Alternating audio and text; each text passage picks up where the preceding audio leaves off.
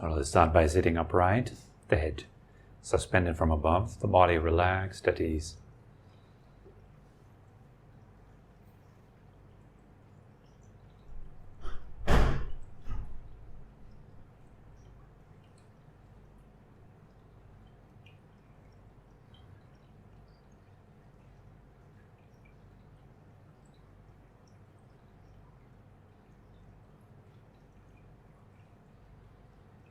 Taking a few deep, long, comfortable breaths. Let your breath gradually sink into the belly.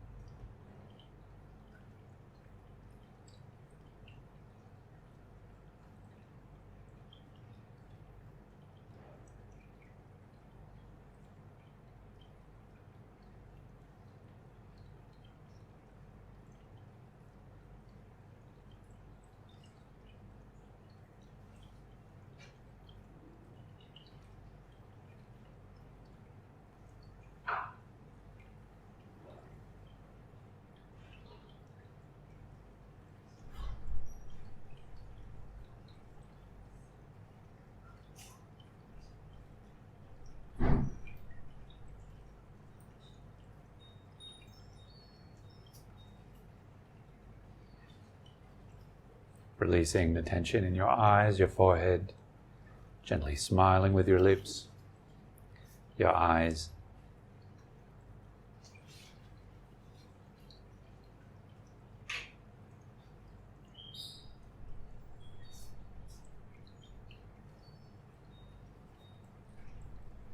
Receiving yourself in this moment with kindness, with compassion.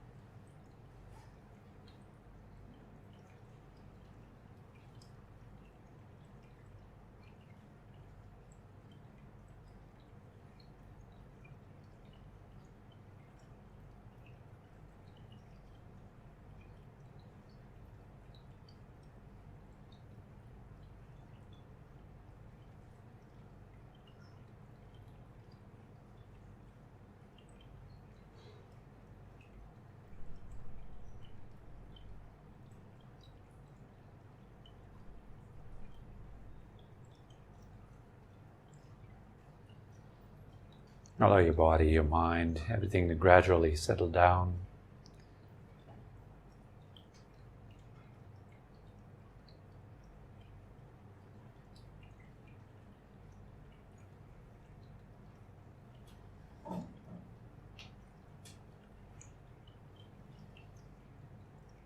Slow down.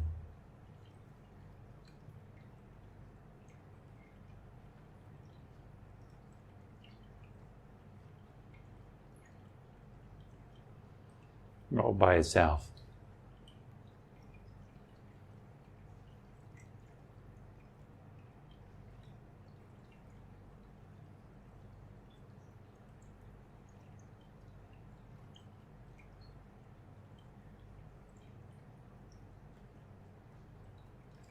Kind of like as if you were putting a glass full of muddy water down on a table and just wait for the mud to settle.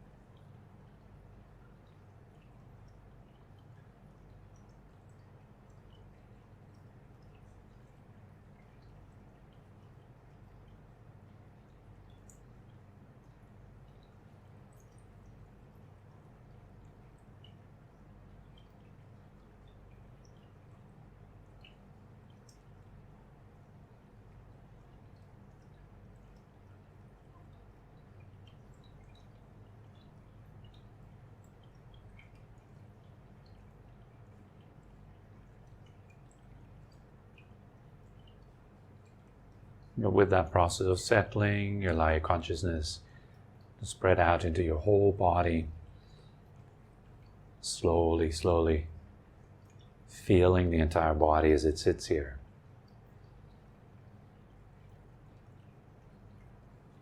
And each time you breathe out, you can let go of all the unnecessary tension that may be there in your body. Allow it to melt, to become soft.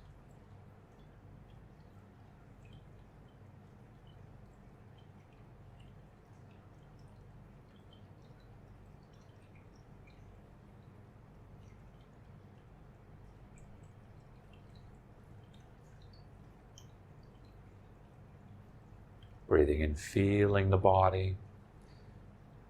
Breathing out, softening, releasing, settling.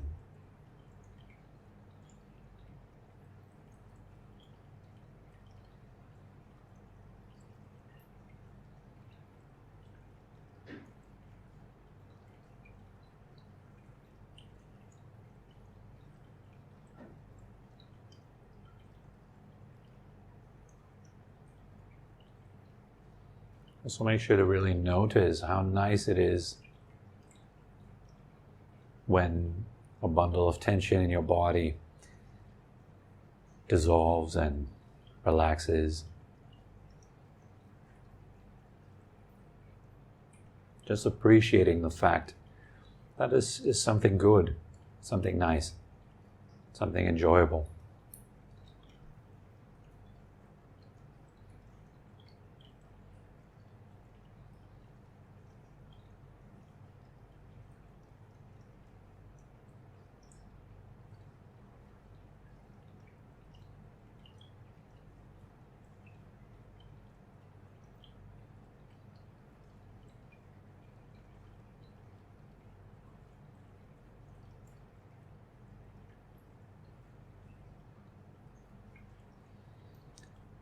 Also notice those moments in which you treat yourself well, with kindness, with warmth,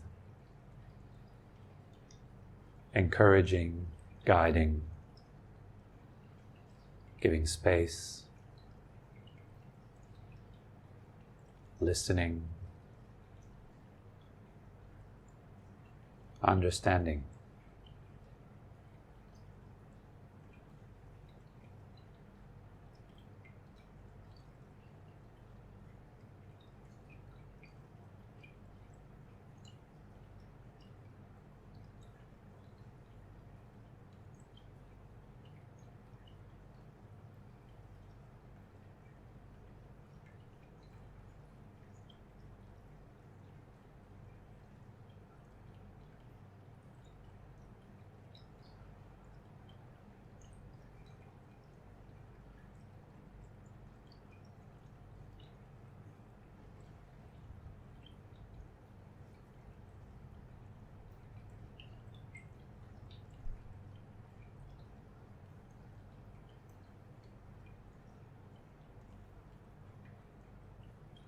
Treating yourself like somebody you truly care for.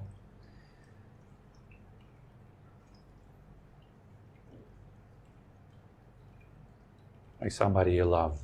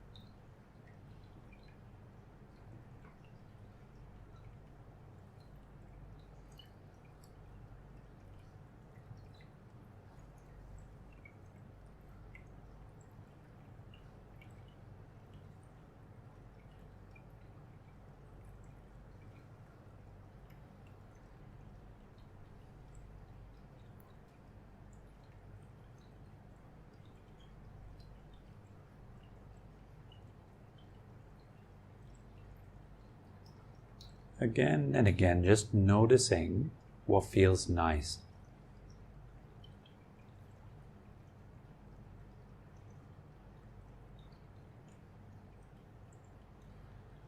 Also noticing what makes you feel tense.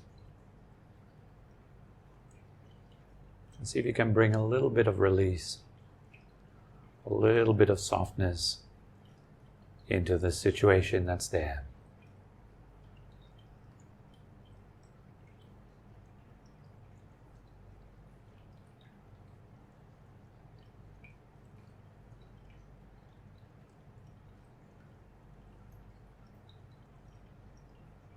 And see if you can, that it immediately makes it a little bit better. It feels more soft, more open, more relaxed, more calm.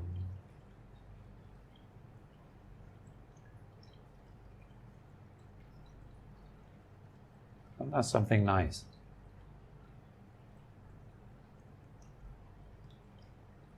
Something worth appreciating.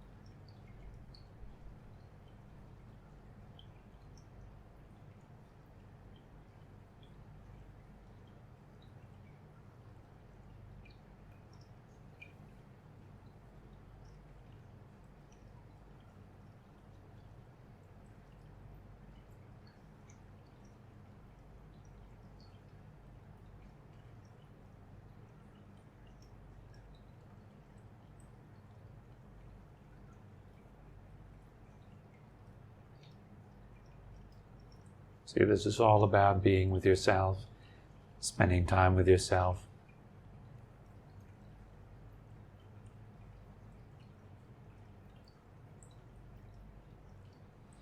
If you can't wait for that to come to an end, what does that say about the relationship that you have with yourself?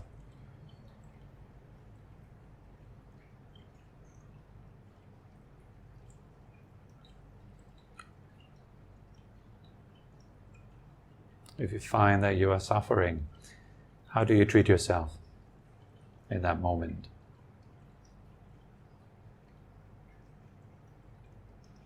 If you find that you have happiness, that feels nice to be here, what do you do with that?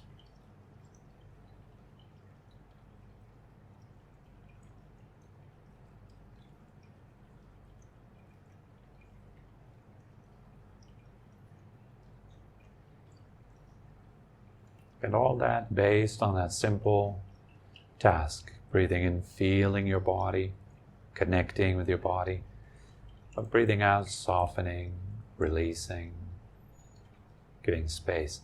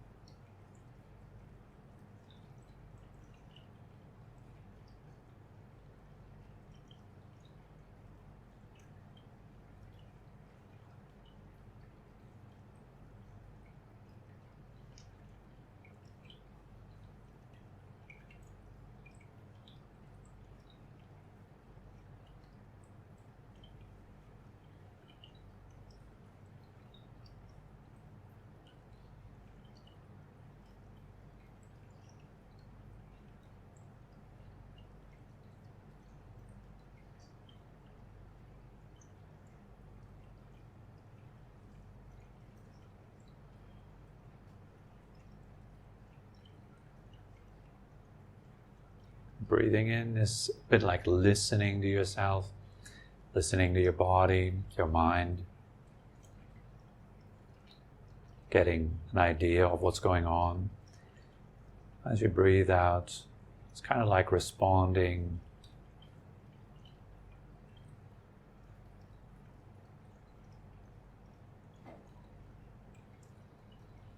If your response leads to more openness, calmness, peace, pleasure and happiness, you must be doing something right.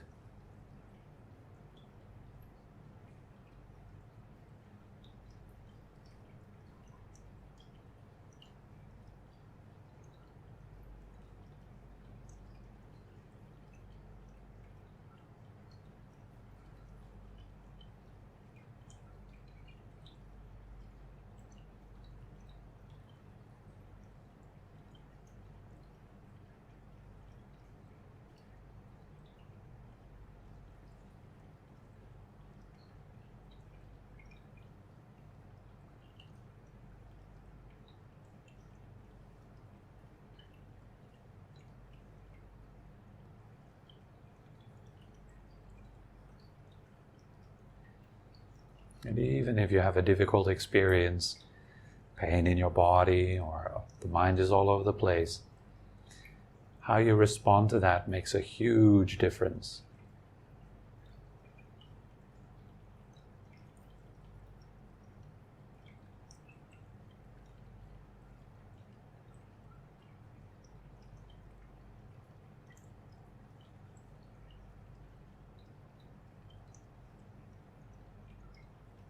You can either make it much worse or much better.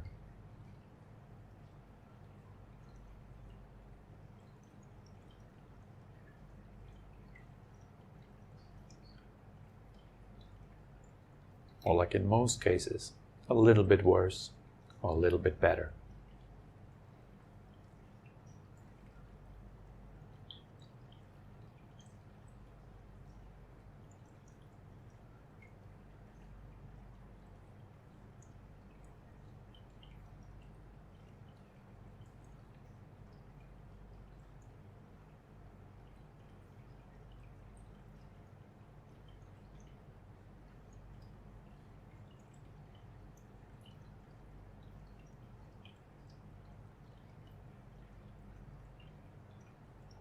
And so we train this very simple response of releasing, relaxing, giving space, opening up, allowing for experiences to arise and pass within consciousness.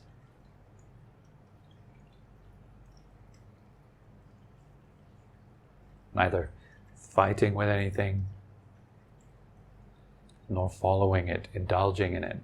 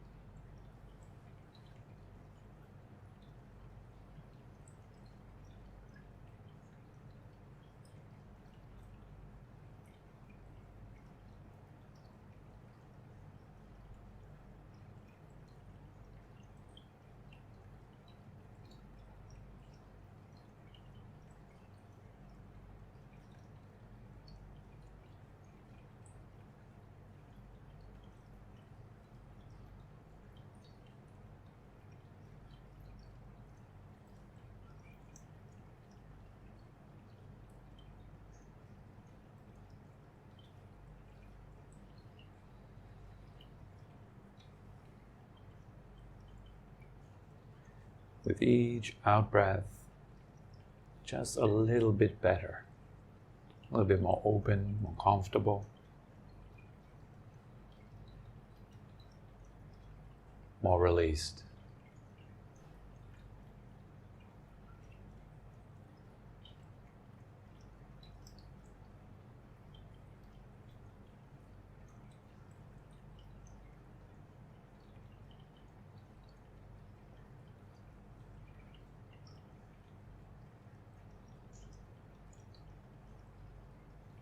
At least leaning in that direction.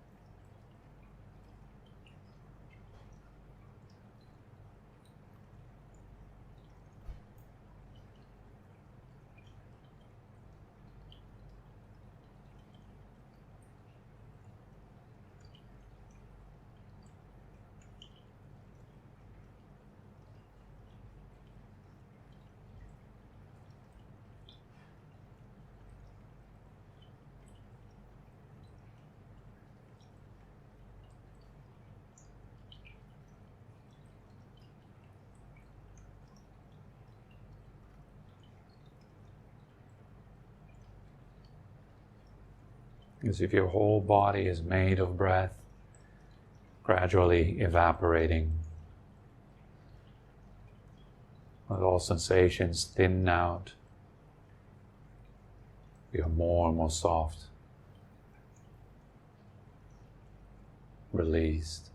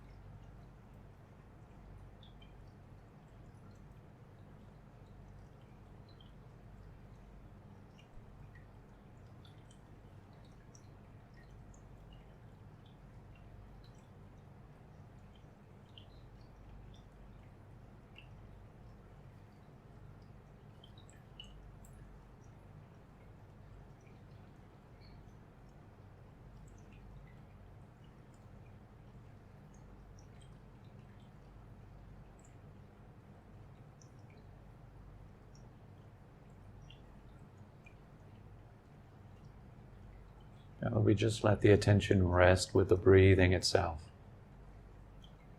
Simply know it when you're breathing in, know it when you're breathing out. Knowing when the in-breath begins, how it develops, how it ends. Same for the out-breath. Notice it all the way down to its last moment.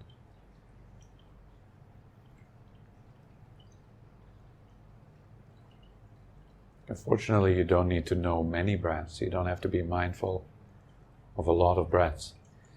Just only this one. This one breath right here, right now.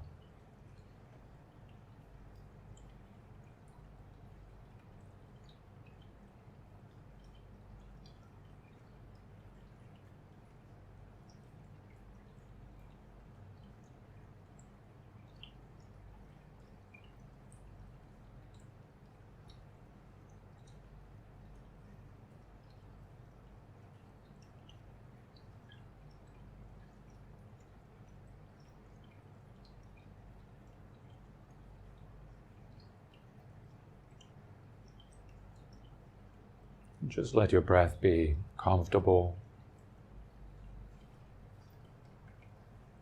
You don't need to change it or guide it, control it in any way. As long as it's comfortable is good.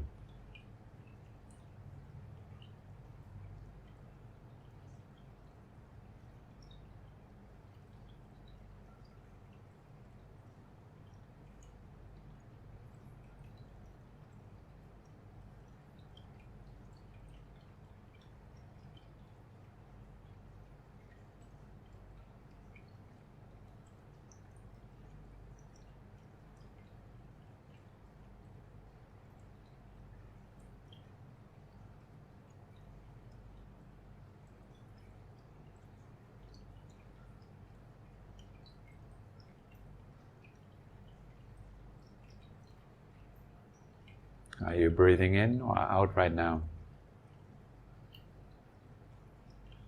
Are you at the beginning or the end of your in or out breath?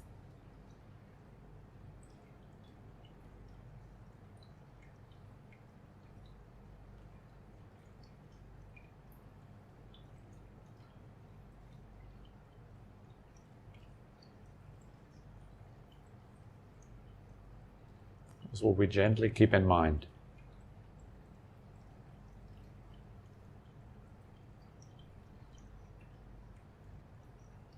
Not forgetting the breath.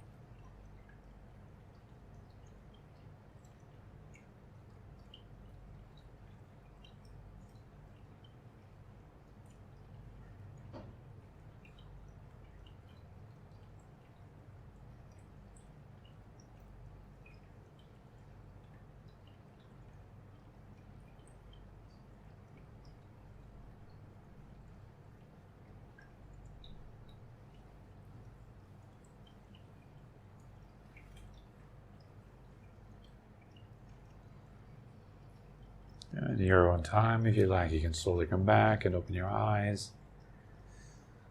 Let's gently stretch your body a little bit.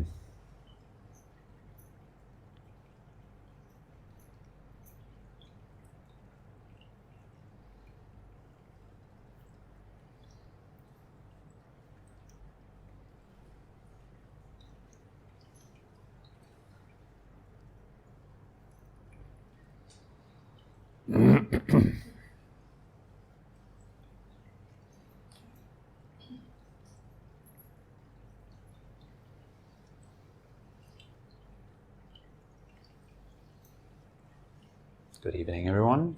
It's nice to have you. So,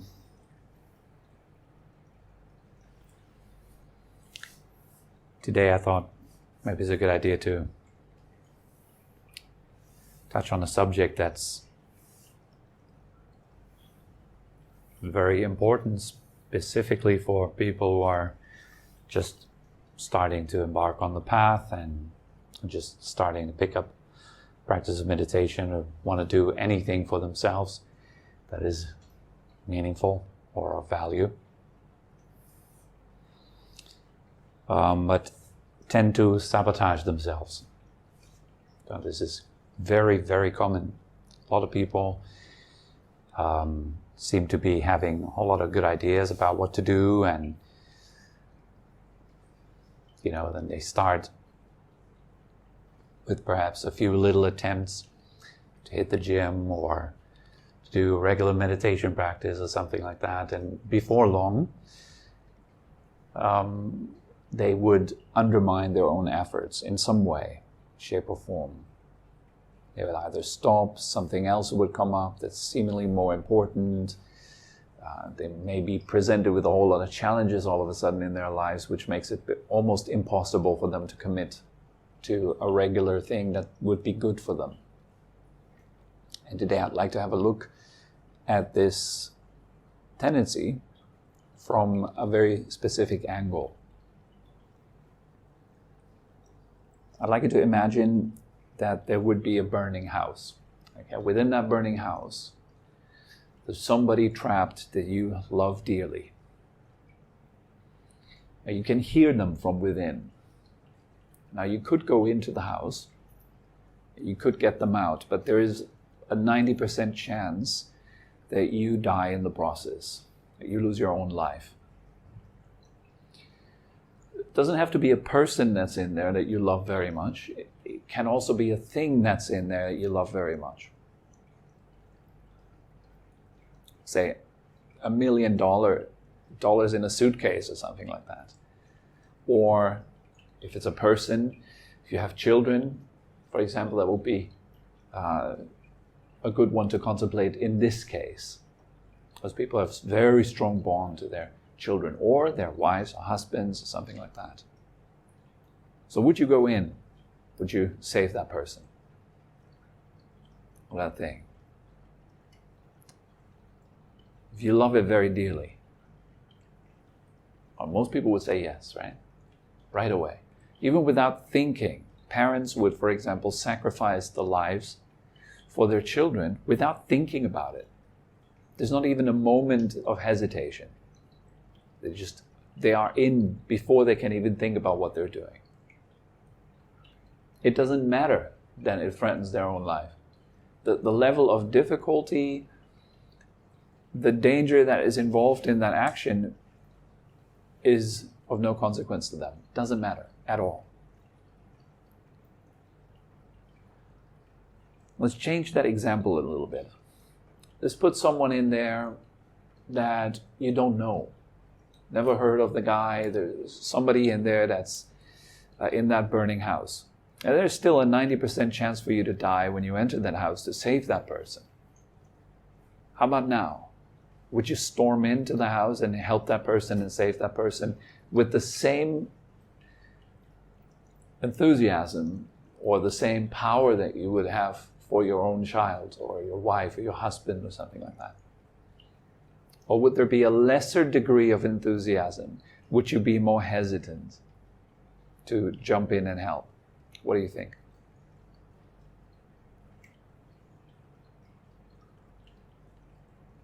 It's a fictional scenario, I know. It's also quite of a tough scenario. So it's really hard to kind of really know how you would act in that moment, right? So let's just leave it on a theoretical plane for now. Because the point is not really the scenario, the point is how we react and why we react that way. Would there be a different sense of value or commitment? Would there be more or less hesitation in case 1 than in case 2? You say, of course? Anyone else who disagrees? Would you feel the exact same thing? It depends on the relationship. It depends on the relationship. Exactly, that's the point, right? So usually for most people it would be different. Yes, if we're perfectly honest. If you want to look like you're very holy and you're kind of a saint and you're flawless and perfect, maybe you would say something like, no, for me every human life has the same value, or something like that. Then you say the right thing, in quotes. Okay, but maybe in truth it would be quite a different scenario. Now how about, in a third scenario, we put someone into the house that has hurt you several times in your life, significantly. You notice a difference? Like someone that's given you really a lot of hardship, a lot of trouble. It's quite different, isn't it? Like there would be much more hesitation to go in, especially if you're in danger of losing your own life. Now in the fourth scenario, we put someone in there who has 5 minutes or 10 minutes ago threatened you at gunpoint to take all of your money and to kill you if you don't give him what he wants. And now he is trapped in that burning house. So you see all these scenarios, and you can go and create different variations of them, but you can see something changes within yourself and the way you react to the scenario. In all of the scenarios, there is you and a human being that is in need of help. There is you and somebody that is suffering, about to die. That is the same in all of the examples, but something is different. The way, as you said, that we relate to these people. And so what is this relationship based on? What do you think? In example 1, I relate to the daughter, the husband, the wife, differently than the guy that has hurt me. Why?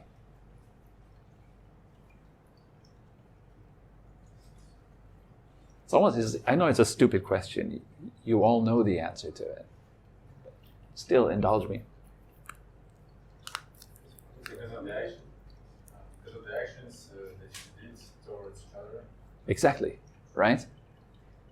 So, in example 1 and in example 4, what's the economy between these two people? Between me and that person? There's a type of an exchange that has happened in the past. What's that exchange like? Positive, negative, right? In example 1, my love for the person is based on the amount of benefit that I have received through them. Okay? So their value, their perceived value in my own mind is incredibly high. So high to the point that I'm willing to sacrifice my own life. Does that make sense? Versus in the last example, simple economy actually.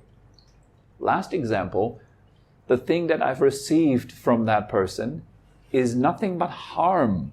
I've received zero benefit, only harm. Then my relationship towards them is one of aversion. I want to actually not have them in my life. I want to get rid of them. Thus the level of hesitancy is much higher. But you're still in conflict, of course, with some basic morality. There's a human being dying, and you kind of obliged to help, even though there would be much more of a level of hesitancy to do so. Unless you've been trained. Say you were a police officer, or you're somebody that works, what's the word, for an ambulance or something like that, yes, then you may go in regardless. Your way of helping has there's no judgment in it. There's just commitment to help living beings. So you're living by this kind of moral code. So the degree of value that we receive from someone determines how much we are willing to sacrifice to help them, to benefit them. Right? Let's turn the example around. Forget the burning house. Let's say it's on you to make a little sacrifice to get out of your way to make someone else happy.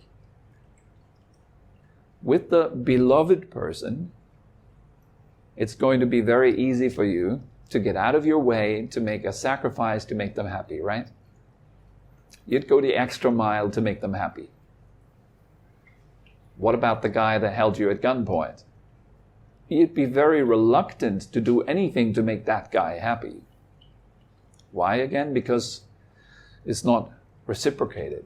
There's no value coming back. So that is usually the way that we relate to other living beings. There's the self, and the self determines how it relates to other based on that simple exchange of value. If you give me a lot of value, meaning you give me a lot of entertainment, a lot of laughter, you take away my boredom, you make me smile. So many songs about it, right? You make me so happy, you make me smile, you fill my gray days with sunshine, whatever. All that kind of romantic stuff. What does that point to? You give me a lot of value, therefore I attach heavily to you. I call you mine. I become very possessive because you're my object that gives me a lot of goodness. So therefore I want to be close to you because it feels good for me. It's a good deal for me. And in order to maintain that deal, I'm willing to make a few sacrifices along the way, whatever is required to keep that thing going. It's actually quite basic. What I'm talking about right now is not romantic at all. I'm aware of that. And that's okay. It doesn't always have to be romantic. It's also okay to be pragmatic sometimes. Because there's some value in pragmaticism too. It shows the simple facts of how we relate to one another on one level, not on the romantic level. That's just the simple basic transactional level. Now, coming back to the original topic and why I'm talking about this is because of self-sabotage, right? So in a way, you also relate to yourself. Now the question is, how much sacrifice are you willing to make for yourself, to make yourself happy, or to lift yourself out of your own suffering? Depends on what? Depends on how much value you perceive that you have. Does that make sense? The first example and the second one, how I connected them? Yes? So I would not be willing to do anything for myself if I really don't like myself. And if I don't like myself, my reason is because I see no value in my presence. In fact, I actually perceive harm. I don't like myself because I see there is some harm emanating from my presence.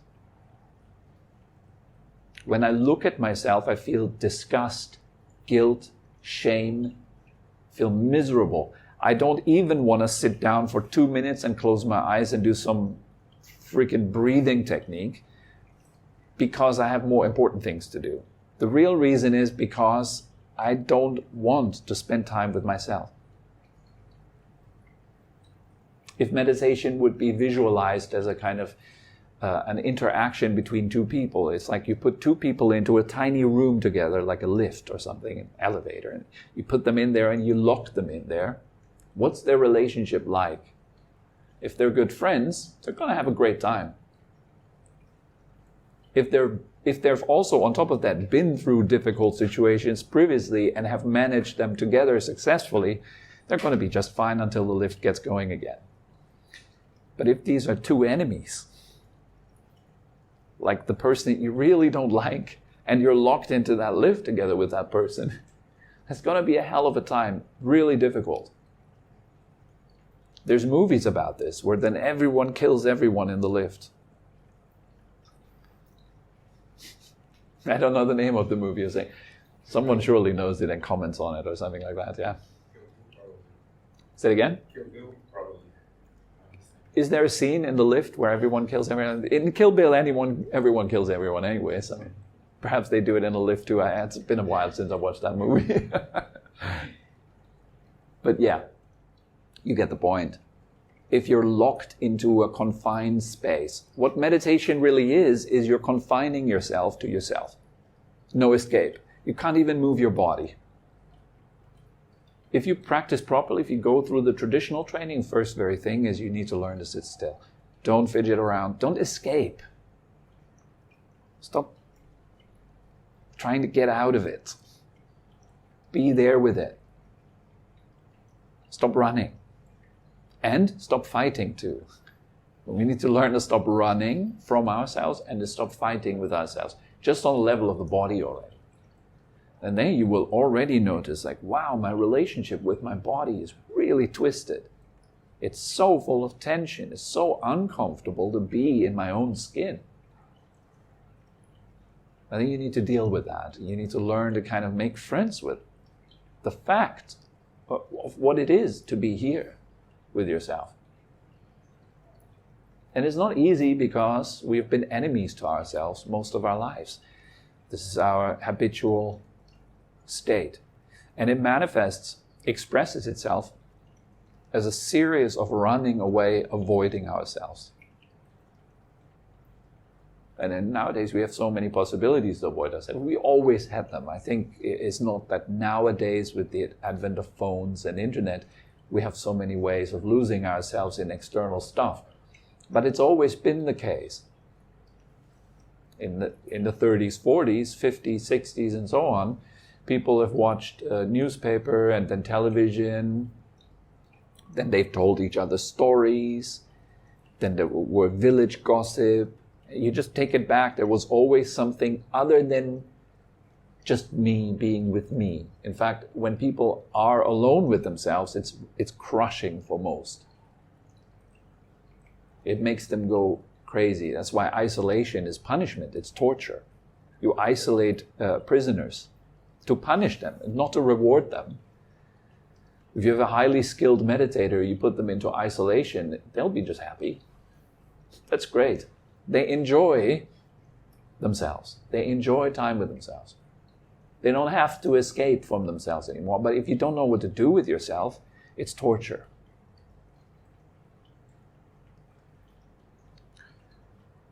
So that's why I believe, or it's one of the reasons that I believe contribute to the habit of sabotaging ourselves.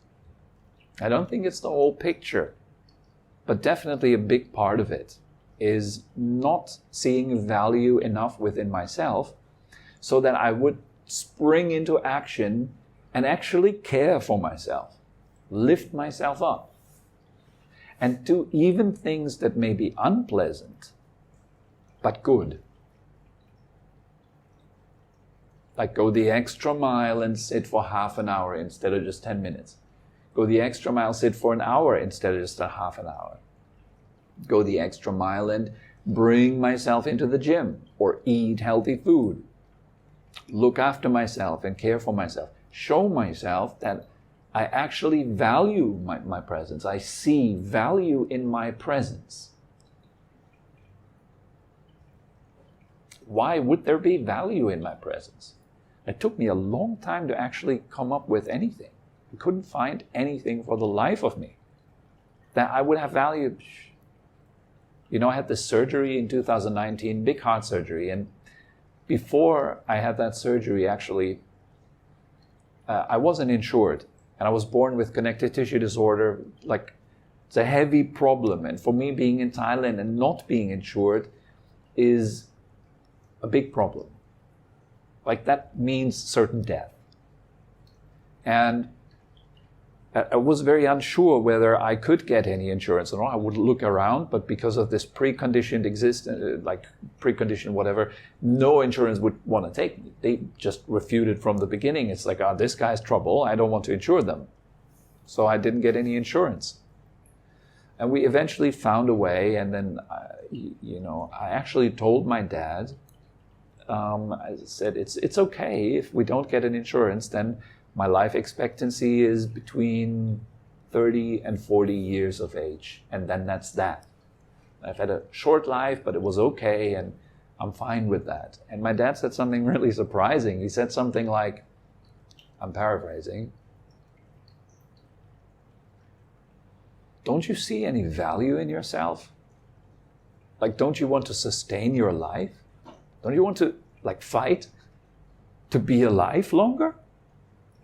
And then he said, I see that what you do here in Thailand and what you have done, and it provides so much value not only to yourself, your family, and other people.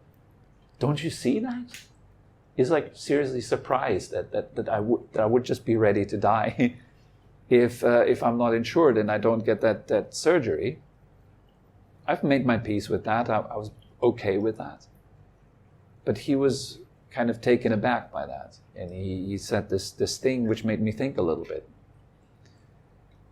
And so even though I felt really cool about myself, being all right with dying, that was a hidden thing that was actually an escape. Where I felt like, I'm such a good meditator, I'm fine with dying. But the real reason was, I'm actually too lazy to do something for myself so that I don't die. Because I don't see enough value within my existence. Kind of more on that level. So things are tricky, you know. You need to look. Why do you sabotage yourself?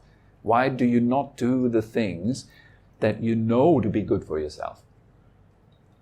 If you had someone in your care, let's say, a little child, and you'd have to look after that child, would you treat it the way you treat yourself?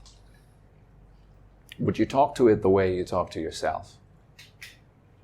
Would you keep it from being successful with something, like you keep yourself from being successful?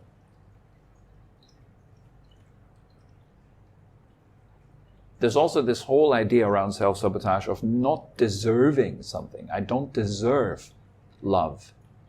I'm too much of a fuck up. I'm too dark, too evil to deserve the love and the effort that people would maybe give me.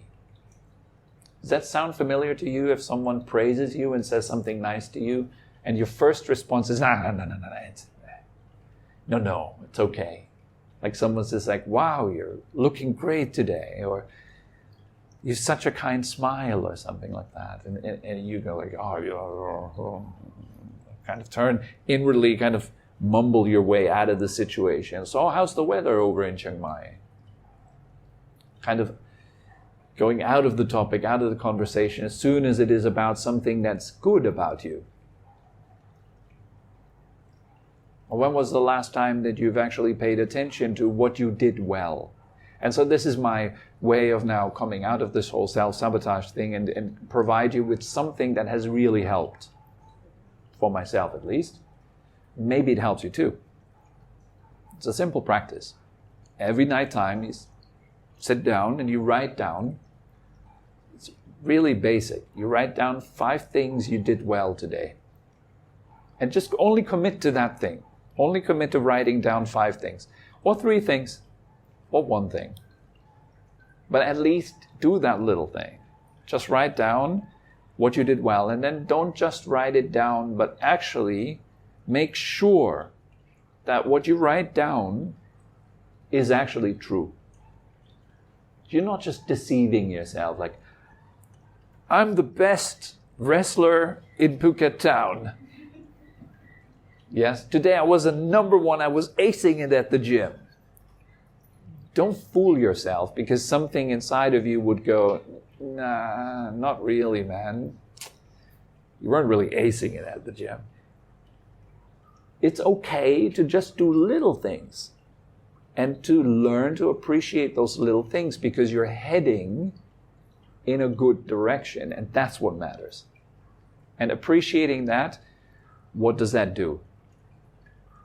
Have you ever seen it when you like a little boy or little girl makes a joke and the adults laugh about the joke? What do the kids usually do? They repeat the joke, right? Have you ever seen that? Like little kids that tell a joke and then everyone laughs and then they go around and they keep repeating their joke. Why do you think they do that? It's positive feedback. It's like, wow, I was happily, positively received with what I just did. And then they want to ride the wave. And in the same way, when you appreciate what you did today that was good, any 1 or 5 things, small things. Little things that are good, undoubtedly good. You have no doubt that was a good move, a good thought, a good decision.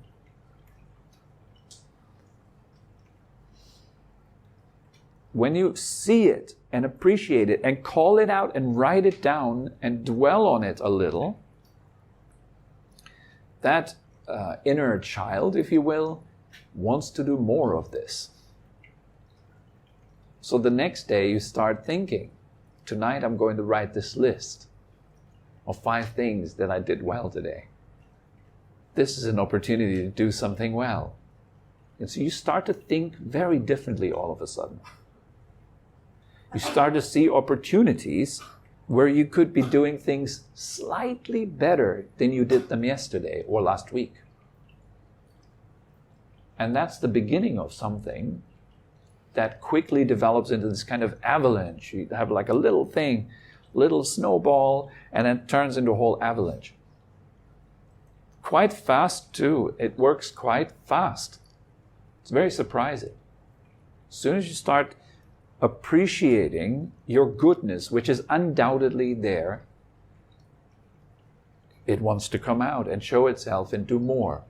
And it is that appreciation which means you see your value. Not only do you see it, but you produce it too. Because you see it, you want to produce more of it. It's like simple dynamics. I don't know how it works really, but something like that. And it simply works.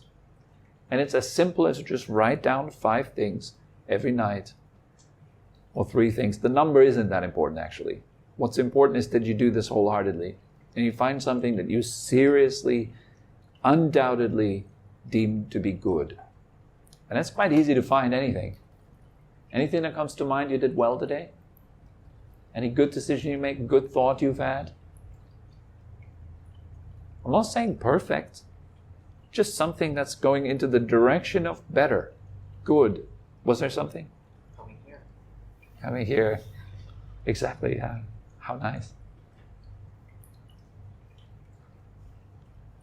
Care to share anything good you did today? So I also came here, and that was probably the best decision for the day. But also today I ate healthy. For example, I didn't get late to work, and at work I made some good ideas to improve our business like this. Awesome. That's great. Can all of you who are in the room right now, can you feel happy for him? Can you feel happy for Sat? Right? So not only are you feeling good for yourself, but now multiple people are celebrating your goodness. That's a lot of power. And in the end, I believe this is really what people want. They want to be positively appreciated. At least that's one part of the psyche, I'm pretty sure, that desires that loving, like, you're good, you're all right, or well done. You know, like, I'm happy for you. It's a very simple practice, but so powerful. It's like surprising to myself how powerful it actually is. It's a simple psychological thing. It's not even like advanced meditative out-of-body experiences and all that kind of stuff. It's just something really basic, but it's a game changer, a big game changer. So if you find you have that problem with self-sabotage, go ahead, start writing down 5 things you admired about yourself. And especially powerful are if you have something that you did that was good for you, but also difficult. Something comes to mind? Something good you did that was also hard to do, not so easy to do. You have anything? Nothing at all? A little bit hard? My gym session is hard. Okay, there you go. Can you see that even though it was hard, you could have easily given up, right? You could have just said, screw that. You know, why would I do this to myself?